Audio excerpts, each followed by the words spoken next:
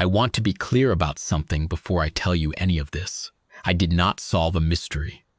I did not outwit a room full of the finest physicians in the Vethal Compact. I did not perform any procedure that would have surprised a second-year trainee at Terran General. And I did not use a single piece of equipment that wasn't already in the nursery ward when I arrived. What I did, what I have done every single day for 31 years in 6 hospitals across 2 systems, was write things down. That is the whole of it. If you are expecting a story about a brilliant Terran woman who strode into a palace and showed the aliens what humanity was capable of, you are going to be disappointed. What you are getting is a story about a tired 54-year-old nurse with a government-issue intake binder, a habit she picked up in her first year of training that she never managed to shed, and 12 days in a nursery that smelled faintly of warm cedarwood and something floral I never did identify. The ending is not what you would expect, but it is the one I have. My name is Sael Vorn. I was born in the port city of Calath, on the northern coast of Terran settlement, Vale 3. My mother was a shipping dispatcher. My father repaired environmental systems on deep orbit platforms and came home smelling of machine oil and recycled air about 4 times a year. I trained at Calath District Medical, did my postings at the border clinics on Nath Station, spent 11 years at Vathos General, and then, through a chain of events involving a staffing shortage, a recruiter I barely knew, and a moment of extraordinary poor judgment on my part, ended up as a contract nurse at the Vathos Imperial Residence, Nursery Ward, Terran Lyson Post 2-year term. I was 53 years old. I had not expected, at 53, to be sleeping in a guest room 3 corridors away from the rooms where Imperial heirs were born. I had not expected a lot of things about that year, but I am getting ahead of myself. I arrived on the 41st day of the Vethal year, Sorvath 9. The Imperial residence is not what I had pictured. I had pictured the images you see in diplomatic briefings, enormous crystal spires, pale blue towers rising above the cloud layer, all that cold grandeur. And yes, those towers are there. But the nursery ward is in the inner residential ring, which is low and warm and built of pale amber stone that holds the heat of the day long into the night. The corridors have high windows. There are flowering plants in wall niches, something with long silver leaves that tremble when the air moves. The floors are the same pale amber stone, worn smooth down the center from years of foot traffic, and they are always slightly warm to the touch, even in the colder months. I noticed all of this because I have the habit of noticing. You develop it in 31 years of patient care. You write down what you see, and in writing it down, you learn to see more of it. It is a loop. My first supervisor at Calath District, a woman named Dova Realm, who had been nursing for 40 years and still kept her intake binder in her left breast pocket like it was a piece of her own body, told me in my second week that the intake log is not paperwork. It is the patient's story, she said, told in the plainest possible language. If you write it properly, anyone who reads it after you leaves can pick up exactly where you left off. The story does not stop when your shift ends. It keeps going. Your job is to make sure someone can follow it. I have never stopped following that advice. The nursery ward had 3 other staff when I arrived. A Vethal senior nurse named Torvale, who had been with the residents for 19 years, and who regarded me with the kind of polite neutrality that I have learned to recognize as a professional's careful assessment. A younger Vethal trainee called Sav, who was 22, eager, and chronically worried about the correct placement of the second suction port on the portable diagnostic array. And a Vethal medical orderly, Kale, who did the linen changes and the equipment calibrations, and who had a habit of humming very quietly to himself in a 4-note pattern that I found, after about 3 days, to be genuinely soothing. The ward carried 5 patients when I arrived. 4 were routine, newborns in the 3rd and 4th weeks of standard observation, 2 sets of twins from 2 different families in the Imperial household, all healthy, all growing on schedule.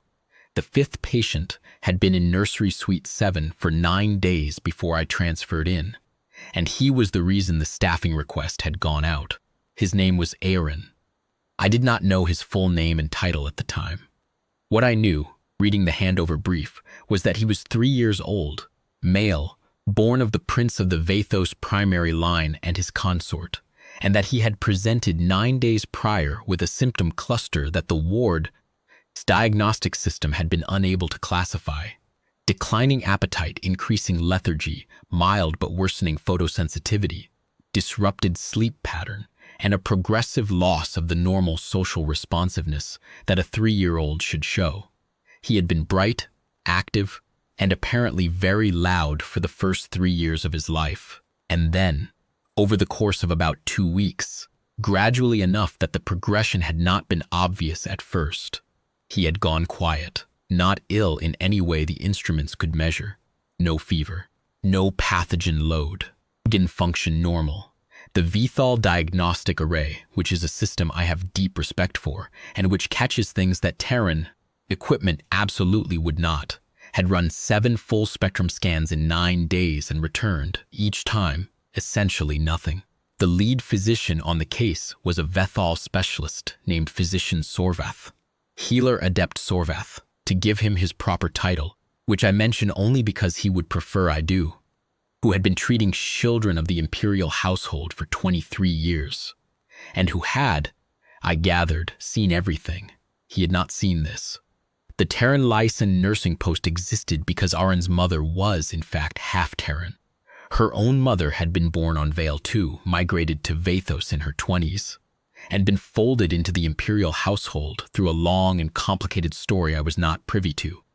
The consort herself, I will call her Sova, which is not her full name but is close enough, had grown up on Vathos, spoke Vethal as her primary language, and by all appearances lived as a Vethal noblewoman. But she carried the mixed biology, and she had passed it to Orin, and the ward had decided, after 9 days of finding nothing, that it was worth bringing in a Terran clinician to see if there was anything in the Terran hybrid physiological literature that might account for the symptom pattern. I was, in other words, a last resort. I have been a last resort before. It is not an unusual position for a Terran nurse on a mixed species ward. You learn not to take it personally. You do the job. I met Physician Sorvath on my first morning. He was tall even by Vethal standards, with the pale silver-white hair they tend to keep long, pulled back in the formal braid that medical staff of his rank wear on duty. His eyes were the deep cobalt blue associate with older Vethal, a color that in younger individuals tends toward a lighter teal and deepens with age. He was, I estimated, in his early 60s in Vethal years, which maps to something like the mid-40s range in Terran terms in terms of career placement, thoroughly senior, deeply experienced, and visibly tired in the way that people who have spent 3 weeks not finding an answer are tired. He was perfectly polite to me. I want to be clear about that, because what happened later could be read as a conflict between us, and it was not. He was professionally courteous, shared the full case file without prompting, answered my questions directly, and told me without any apparent ego that he did not know what was wrong with the child, and that he was open to any perspective I could offer. This is not, in my experience, a given. I have worked with physicians who treated a nurse's observation as background noise. Sorvath was not one of them. He was a good physician in a situation where the good physician's tools were not finding the answer, and he knew it. He showed me into Nursery Suite 7. Orin was sitting in the center of the room's low floor cushion, which the suite had been fitted with in preference to the standard elevated bed. Vethal toddlers and infants of this age often sleep better at floor level, and the cushion was the size of a small Terran sofa, deep and warm-colored, the same amber as the corridor stone. The room's main window had been covered with a translucent panel to reduce the light coming in. The room was dim and quiet. Aaron was sitting with his legs folded, holding a soft toy that looked like an abstract rendition of some Vethal animal I did not recognize, and he was looking at nothing in particular, not sleeping, not playing, just sitting. He was a small child. Mixed Vethal-Terran biology tends to run on the smaller side in the early years, and Aaron was slight even for his age, with the pale blue tint to his complexion that Vethal children carry, and the dark eyes that I associate with his father's side of the family. His hair was dark and soft, cut in the simple style that small children's hair gets cut when nobody has had time to think about it. He looked up when Sorvath and I came in, registered us without alarm or particular interest, and looked back at the middle distance. "He has been like this for 8 days, Sorvath said quietly. Before that, active, verbal, socially engaged.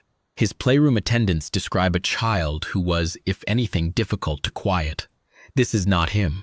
I watched Aaron for a moment. He was not distressed. He was not in pain. He was simply absent in a way that I cannot describe more precisely. The lights were on behind his eyes, but turned down to minimum. I have seen children this way before, and it is always the same particular worry. Not the acute fear of the emergency ward, but the slow dread of watching something fade. "I would like to start an intake log," I said. Sorvath was too professional to show it, but I could see him redirect whatever he had been expecting me to say. "We have the diagnostic records." "I know. I've read them. I mean a manual intake log. Handwritten, if that is acceptable. I keep one for every patient I have a continuing assignment on. Observation notes, time-stamped, every 4 hours during the day cycle, and once at each overnight check. Environmental readings alongside clinical readings.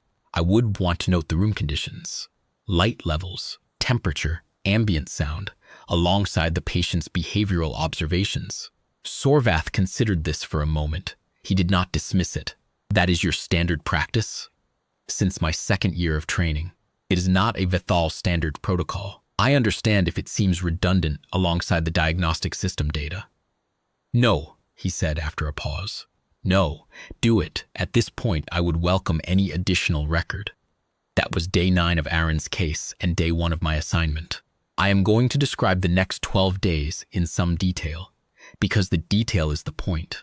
If I blur it, if I summarize those 12 days into their conclusion, I lose the thing that I most want to tell you, which is that there was nothing dramatic in them. Nothing that would read as a turning point if I had been watching from outside. I woke up. I went to the nursery. I sat with Aaron for my 4-hour blocks. I wrote down what I saw, and I came back the next morning. That is all. Day 1. Alwarren is alert but unresponsive to social engagement. He ate approximately 40% of his morning meal, 30% of his midday meal, and refused his evening meal entirely. He slept for 11 hours overnight, which is long for a healthy child of his age. Normal baseline sleep for a Terran Vethal hybrid at 3 years is approximately 9 to 9.5 hours. Room temperature 18 degrees Vethal scale, which translates to roughly 20 Terran Celsius. Ambient sound minimal. The corridor outside is quiet, light level in the suite, low, as the window panel had been left in place. I noted this in the log. I noted the time of each meal attempt. I noted that Aoran had been placed in the low-light environment on day 2 of his decline, when the staff had noticed the photosensitivity, and that the window panel had been in place since. Day 2, Aaron ate slightly more at the morning meal, refused both the midday and evening meal. He spent approximately 30 minutes interacting with the soft toy, which I logged as a mild positive indicator, compared to the previous day's complete unresponsiveness. He fell asleep at what the Vethal clock put at the 16th hour of the day cycle, which struck me as early. Normal sleep onset for Vethal children in this age range is the 19th to 20th hour. I noted this. I noted everything. Days 3 through 7 followed a similar pattern. He had better days and worse days. On day 4, he said 2 words to me, not to me exactly, but in my vicinity, narrating something he was doing with the toy, and I noted this as the first verbal output logged since his admission. On day 5, he said nothing at all. On day 6, he ate a full morning meal, and I felt briefly the particular hope that nursing teaches you to hold loosely, because patients in decline can have a good morning and still be declining. On day 7, he did not finish the morning meal and was completely quiet all afternoon. I want to tell you what those days actually looked like, sitting in that room, because I think the texture of them matters. The low stool I used was wooden. Vethal residential furniture tends toward natural materials, which I have always appreciated. And it was positioned near the corner of the room where I could see both the cushion and the door. I sat on it for 4 hours at a stretch, twice daily, and I wrote. Not constantly. A nurse who is writing constantly is not watching. You watch, and then you write what you saw, and then you watch more.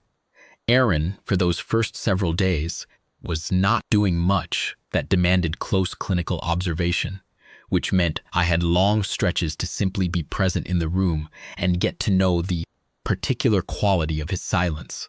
It was not a distressed silence. I have sat with children who are in pain or frightened or deeply unwell in the acutes, and their silence has a different character, tight, effortful, the silence of someone fighting something.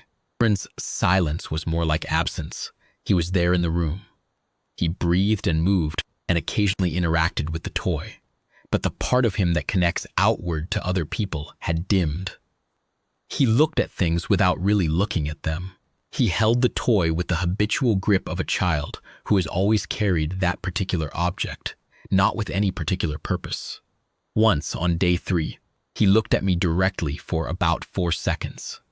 Really looked with the focused attention that small children have when they are genuinely curious, and then looked away, and that was the most contact we had all afternoon. I wrote down the duration of the eye contact. 4 seconds. I noted the time. On day 4, the 2 words. Something in Vethal that I would transcribe phonetically in my log and ask Torvale to translate for me. Later, they were the names of the 2 components of the soft toy. The animal's ears and tail, apparently, which were the parts he had been manipulating when he said them. He was not speaking to me. He was narrating, the way very young children do when they are interacting with objects in the absence of social engagement. He did it once and then stopped. I wrote it down. Days 5 and 6 were a rhythm I came to recognize. The morning was always the best part. The window panel diffused the early light in a way that seemed to settle him. He would sit on the cushion and orient toward it, not staring, just present in a way he was not by midday. The afternoon was harder. By the 3rd or 4th hour of the afternoon lighting cycle, when the overhead lights in the suite were at their brightest point. The Vethal ward lighting schedule runs its peak illumination during the midday and early afternoon. Aaron would become progressively quieter and more withdrawn. By the evening, he was barely responsive to anything. I logged the light levels at every check. Temperature, ambient sound, light levels, behavioral state. I did not yet know what I was looking for. I logged it because I always log it. Dova Realm had told me in my 2nd week that the observation you do not know the purpose of yet is often the one that matters most. She was right more often than she was wrong. Sorvath reviewed the log with me each evening. He read every entry with the attention of a man who has stopped being confident that the answer is where he has been looking, and is now willing to look anywhere. He made no dismissive comments about the manual log format. He asked questions about specific entries. He was, in these conversations, exactly the kind of colleague I most value. Present, honest, and not too proud to wonder. On day 6, he said to me, setting down the binder, "Tell me about your training. Where did you study?" It was an unusual question in the middle of a case review. I told him about Caliph District Medical, about the border clinics, about Vathos General. He listened. 11 years at General, he said, before the residence. Yes, in all that time, the manual log. You kept it for every patient? Every patient on a continuing assignment, yes. He thought about this. I trained at the Compact Academy on Sorth 7. 40 years ago, we were taught that the diagnostic system was the standard of care, that manual observation supplemented it in the absence of access to scanning, equipment on outpost postings, emergency situations, resource-limited environments, not in a ward like this one. At Caliph District, I said, we were taught that the diagnostic system was the standard of care for acute events, and that the manual log was the standard of care for the patient's story. The system tells you what is happening right now, at the cellular level. The log tells you what has been happening over time at the behavioral level. Both are true. Neither is complete without the other. He looked at the binder. Dova Realm, he said. Is she still practicing? I was startled. I had mentioned her name in passing during our first meeting. She retired 7 years ago, still alive, as far as I know. If she is, Sorvath said, I would like to send her a letter. I do not know if he did. I never thought to ask. I kept writing. Day 8. I noticed for the first time that Auron seemed more settled in the early morning hours than at any other point in the day cycle. I arrived at the suite at what the Vithal clock put at the 7th hour, early in the morning on by Vithal reckoning, though for me, running on a modified Terran schedule, it was simply the time I woke up, and he was sitting on the cushion, calm and alert, looking at the window panel with what I can only describe as quiet interest. He ate a full morning meal. He spoke 4 words, the most in a single session since his admission. By midday, he had gone quiet again. By the 14th hour, he was back to the unresponsive mode I had been documenting. I wrote this down. I noted the times. I noted that the improvement in his morning presentation had coincided with the lowest light level of the day cycle. The window panel plus the fact that the overhead lighting in the suite ran on the ward's standard schedule, which meant the lights came on gradually over the first 3 hours of the Vethal morning. Day 9. The same pattern. Better in the early morning, declining through the day. Worst in the late afternoon and early evening. I wrote it down. I noted the correlation between his behavioral state and the light level.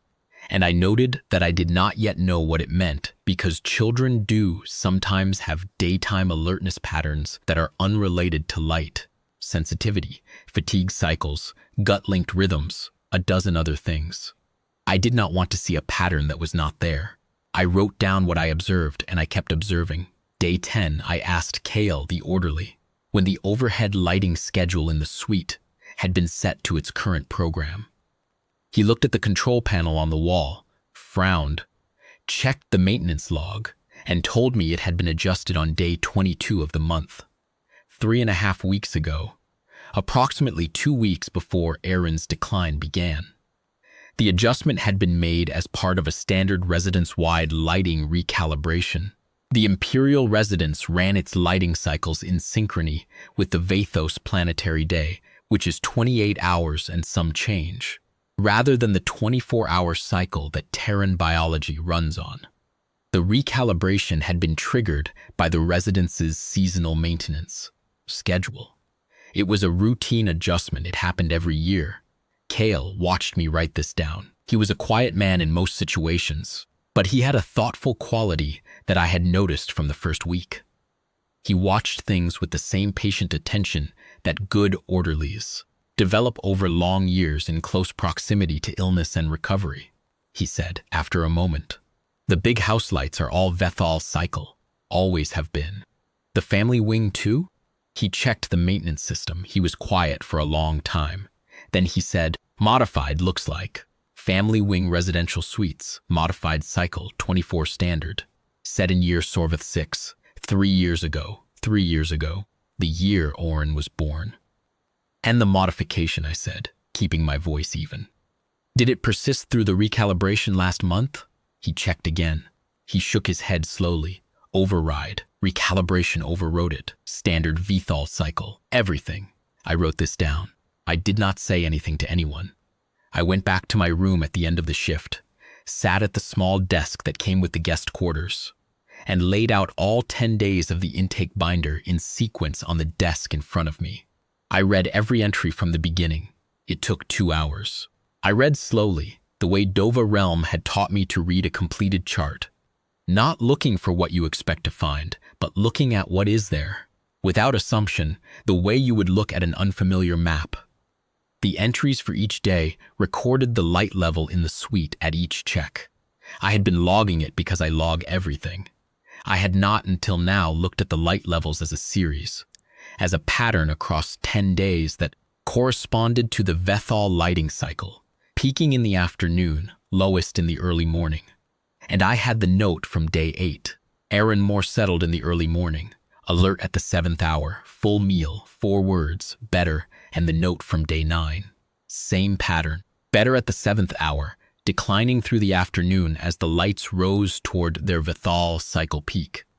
The 7th hour of the Vithal day, which corresponded very approximately to the time that Aaron's body, calibrated on a 24-hour cycle for the first 3 years of his life, would expect to be waking up in the particular quality of light that the early morning of a 24-hour cycle produces. The Vethal day is 28 hours and 40 minutes.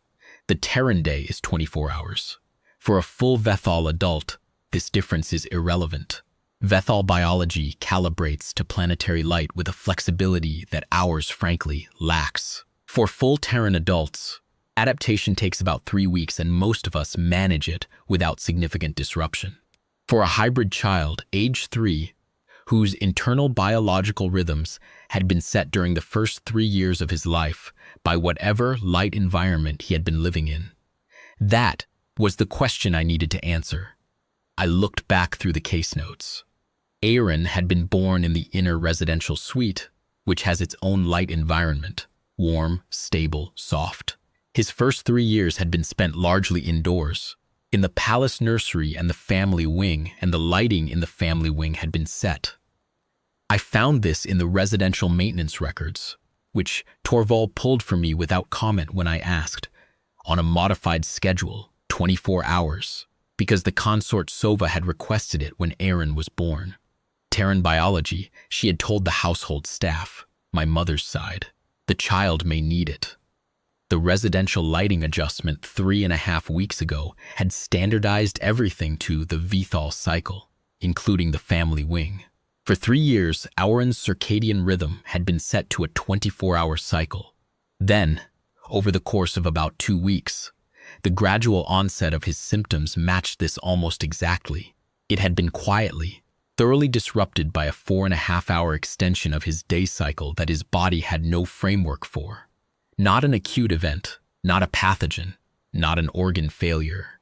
A mismatch between his biological clock and the light cycle he was being exposed to, building slowly, day by day, until the disruption was deep enough to present as the symptom cluster the ward had been documenting. Poor appetite, lethargy, photosensitivity to the brighter midday lighting levels, disrupted sleep, social withdrawal. It was not a diagnosis. I want to be precise about that. I am a nurse, not a physician, and I was not making a diagnostic determination. What I had was an observation, a correlation, and a hypothesis that I needed to bring to Sorvath, which I did on the evening of day 10, sitting in his office with my intake binder open to the relevant entries. He listened without interrupting. He read the entries I pointed to. He sat back his chair, and for a long moment he looked at the wall. Then he said quietly, "The lighting adjustment, 3.5 weeks ago, 2 weeks before the onset. If his circadian baseline was set on a 24-hour cycle from birth, then the extension would disrupt the entire system." He picked up the binder and read the entries again. I watched him make the connection, watched it land, not dramatically, but with the particular quality of a physician who has been looking for an answer for 12 days and has just been handed something that fits. His expression did not change much. It rarely does in people who have been practicing medicine long enough. What changed was the stillness, the way the restless searching behind his eyes went quiet. He stood and walked to the window of his office. It looked out onto the inner courtyard, a rectangular garden of pale stone and silver-leafed plants, the kind of ordered, quiet space that Vethal institutional architecture always seems to include. He stood there for a moment without speaking, and I did not interrupt him. "The diagnostic array," he said finally, still looking at the courtyard, "was set up to look for what it knows how to look for. Pathological events, measurable deviations from established reference ranges. It has Vethal hybrid baselines in the pediatric module. It has Terran hybrid adjustments for the major organ systems. But it was not looking at the light cycle in the room. It was not comparing the current environmental conditions to the child's historical baseline. Because the child's historical baseline was in the residential maintenance records, not in the medical record. He turned back, and no one thought to look there, because why would you? The maintenance schedule is not a clinical document. No, I said, but the intake log captures the room conditions at every check.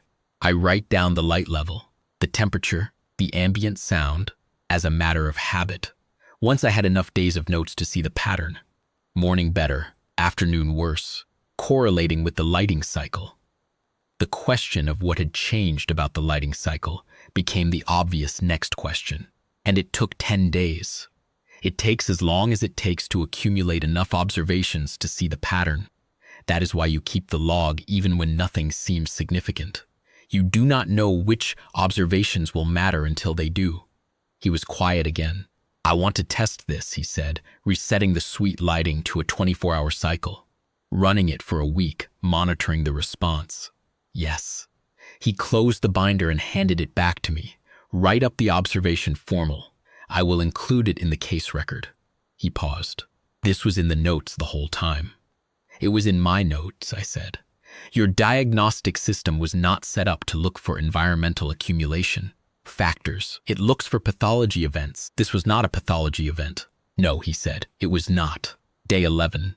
I reset the lighting in nursery suite 7 to a 24-hour cycle.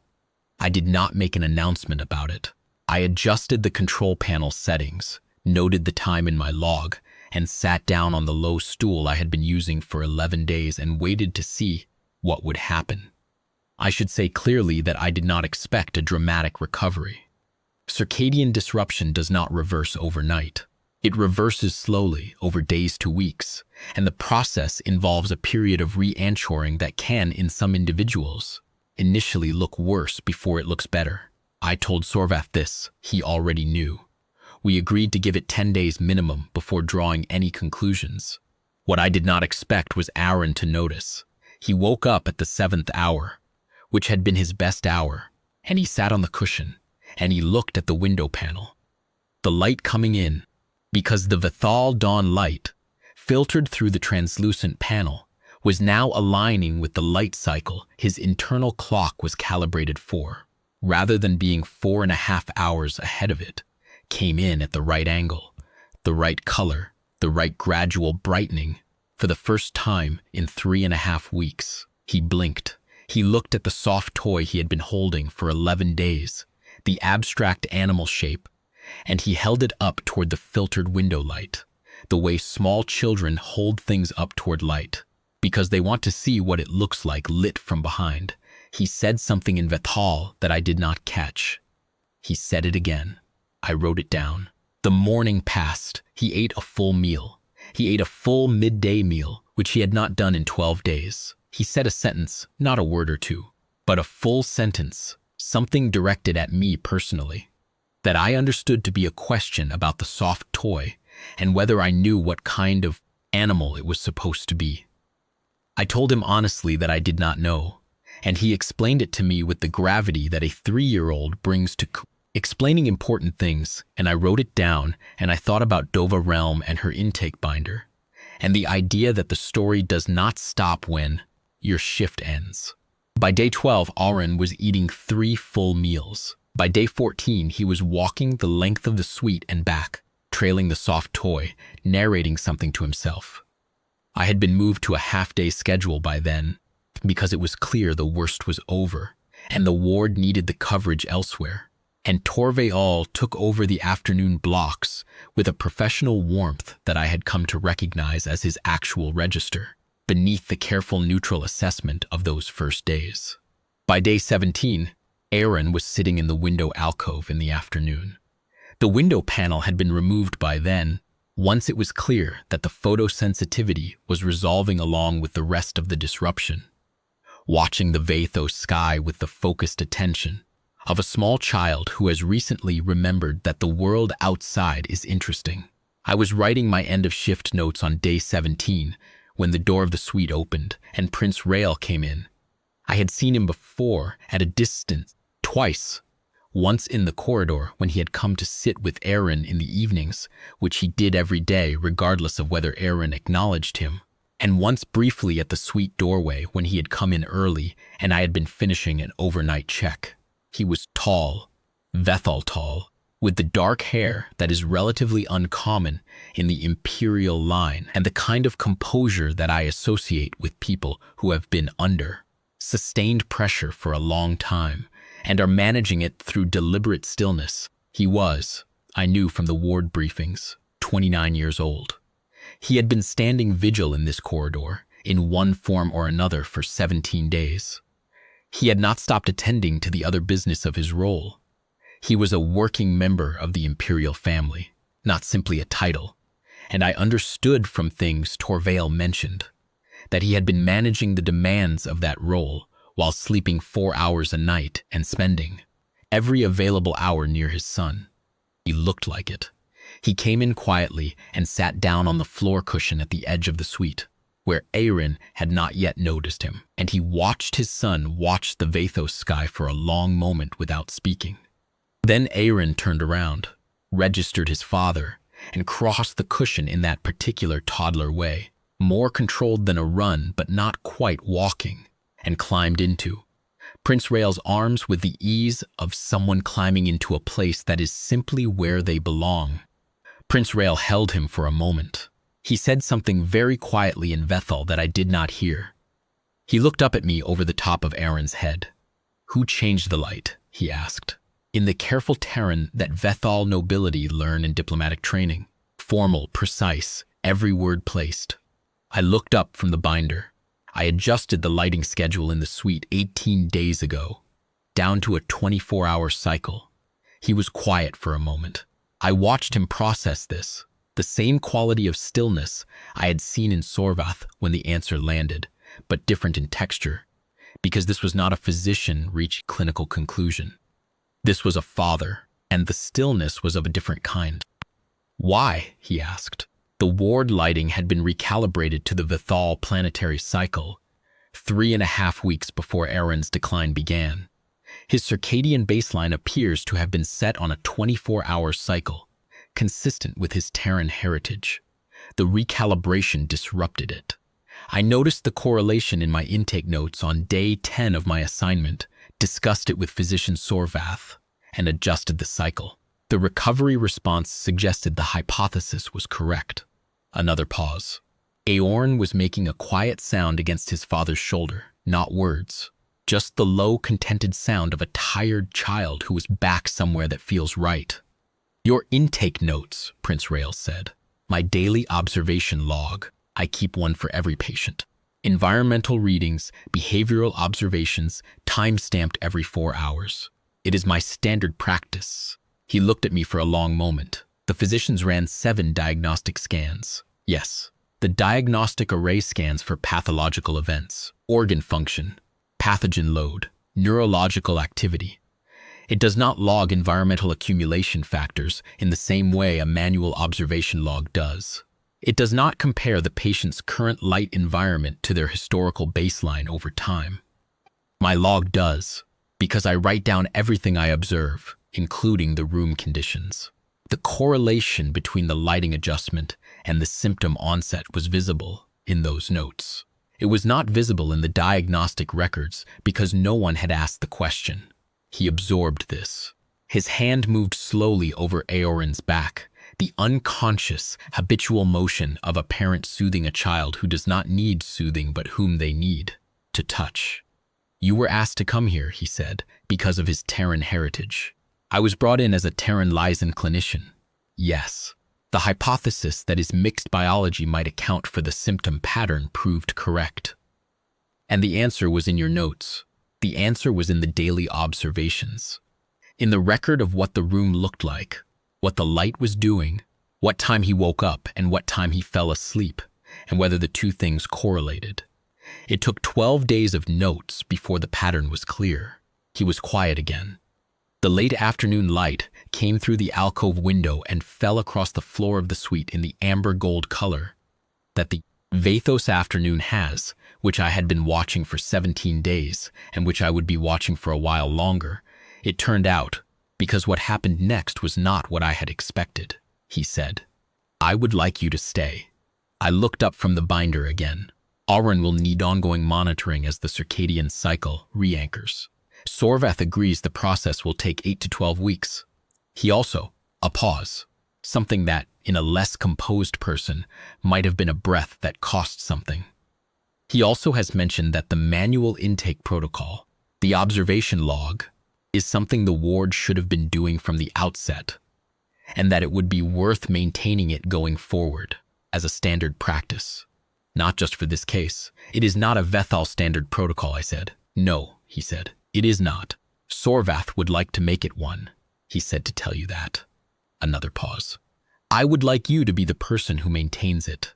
For Auron's ongoing care, and to work with Torvale and the ward staff on implementing the practice more broadly. If you are willing. My 2-year contract had 8 months remaining. What he was describing was not a contract extension, precisely. It was a role change, an expansion, a different kind of work. Training Vethal nurses in the intake log method. Sitting with Aaron through the reinsuring process. Being the person who watches and writes things down. I looked at the small child in his father's arms, who had now fallen mostly asleep in the comfortable way of children, who have had several very long weeks, and are finally, genuinely, at rest. I thought about Dova Realm. I thought about the intake binder in her left breast pocket, and her voice saying the story does not stop when your shift ends. Yes, I said, I am willing. That is not the end exactly. Things do not end cleanly in real life. And they certainly do not end cleanly in a palace nursery ward, where you still have 17 other things to document and 4 other patients and a new protocol to design from scratch. But it is the moment that I come back to when I think about that year. The recovery was not linear. The next 3 weeks were in some ways harder to watch than the preceding 17 days. As I had warned Sorvath, the re-anchoring process involves disruption before it involves resolution. And there were several days in week 2 when Aaron's sleep was worse, not better, and the appetite dropped again, and I had to explain to Prince Rael, who had been through 17 days of watching his son fade, and was not well positioned to watch what looked like a relapse, that this was the expected pattern, and that the notes were showing improvement at the structural level even when the daily picture looked difficult. I showed him the log. He read it carefully. He did not have a medical background, but he was intelligent and he was willing to learn. And after I had explained what I was tracking and why, he read the log with the focused attention of someone who has decided that if this is the language the situation speaks, he will learn the language. Those weeks were also the weeks when I came to understand what the vigil had cost him. He had managed it carefully. The composed stillness, the controlled speech, the deliberate attention to detail. But sustained worry of that kind leaves marks. He was sleeping more now that Auron was clearly improving, but in the way of a person whose body is catching up on a deficit, rather than resting naturally. He would sit in the chair by the suite entrance and fall asleep with a data pad in his hands. I noted it, because I note everything, but I did not log it in the clinical record. It was not my patient. It was simply what it was. A father at the end of a very long watch, finally permitting himself to rest. By week 4, Aaron was sleeping on a stable cycle, eating normally, and had rejoined the ward playroom schedule, which I had not known was a thing the ward had until Torvale mentioned it, because I had been so focused on Suite 7 that I had not fully mapped the ward's social structure. The playroom was a large, warm room at the north end of the corridor, with windows facing the palace garden, and it was used in the mornings for the toddler and older infant cohort. Aaron walked in on a Tuesday morning. I have to use Terran day names because the Vethal week has 6 days, and I never fully adjusted, and walked up to a group of 3 other children who were doing something with a set of stacking blocks, and without any preamble sat down and began redistributing the blocks according to what appeared to be a theory he had developed about optimal stacking height. The other children accepted this with the equanimity of children who have been in a nursery long enough to understand that new people arrive and usually have opinions about blocks. I wrote it down. I want to tell you about the log protocol because it is what I am actually proud of from that year, more than the clinical observation itself.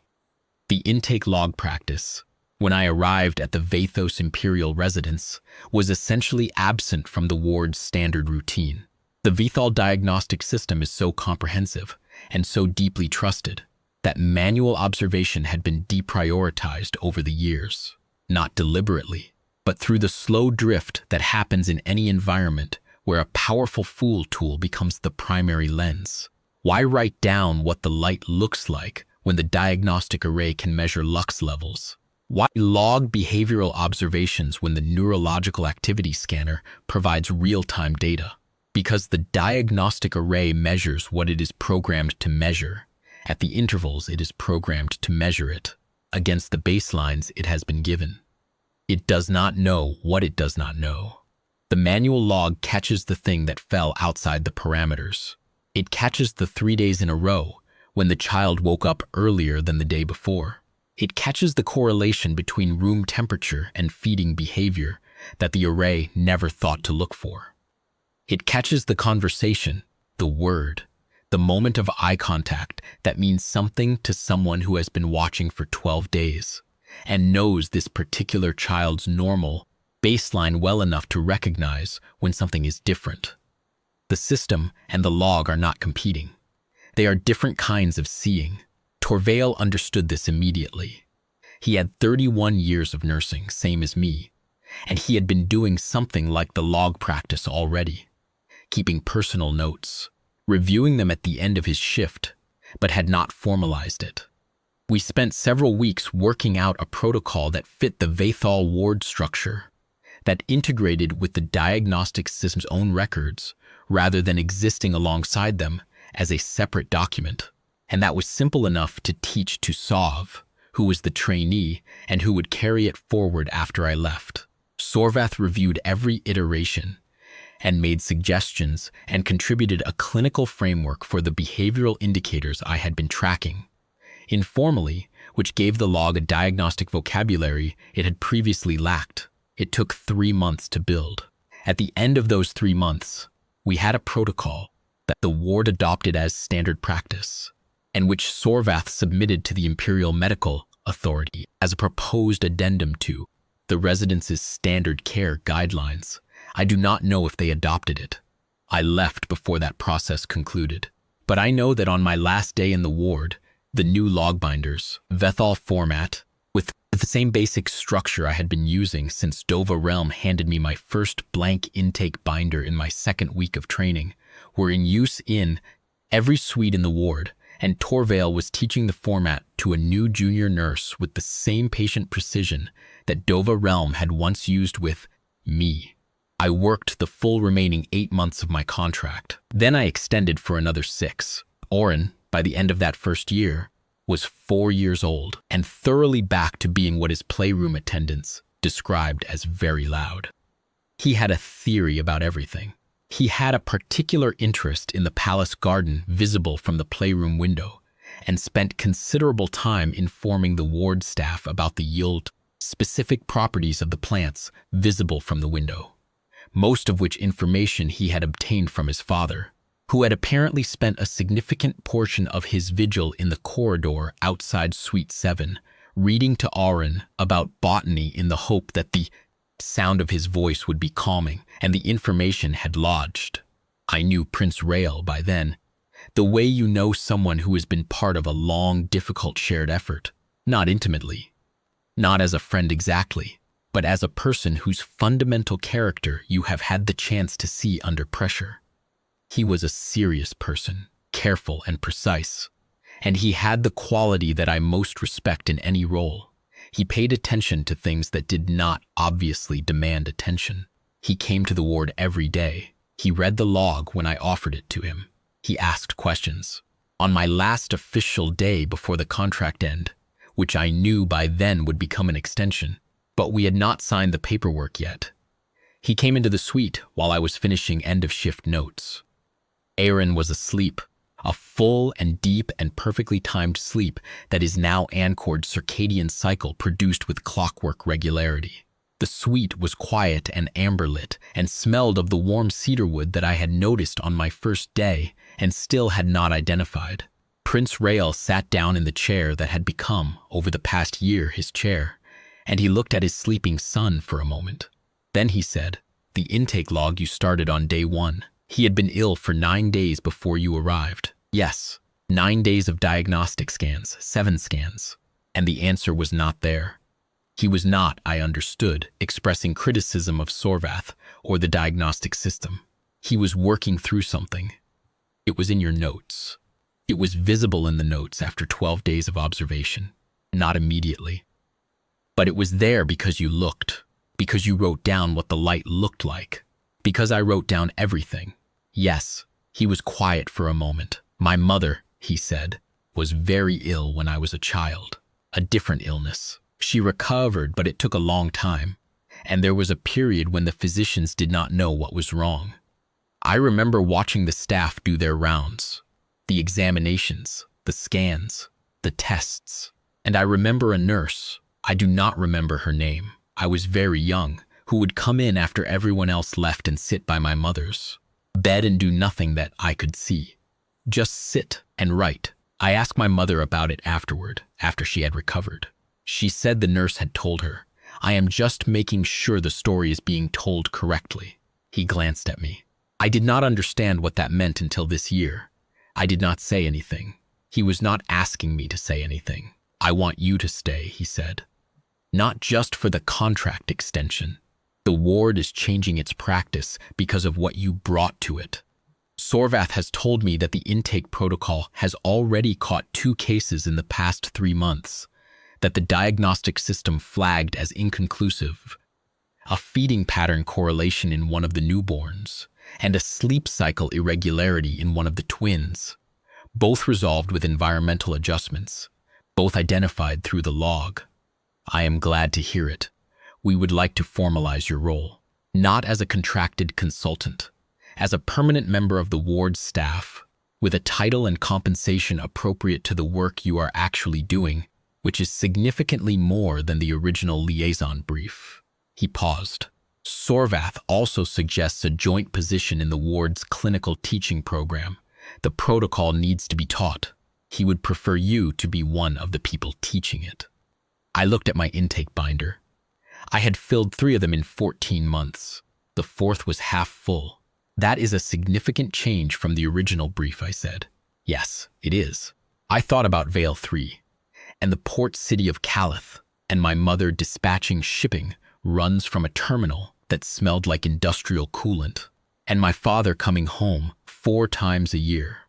I thought about 31 years of hospitals and border clinics, and the particular exhaustion of night shifts, and the particular satisfaction of a chart that is complete, clear, and tells the true story of what happened.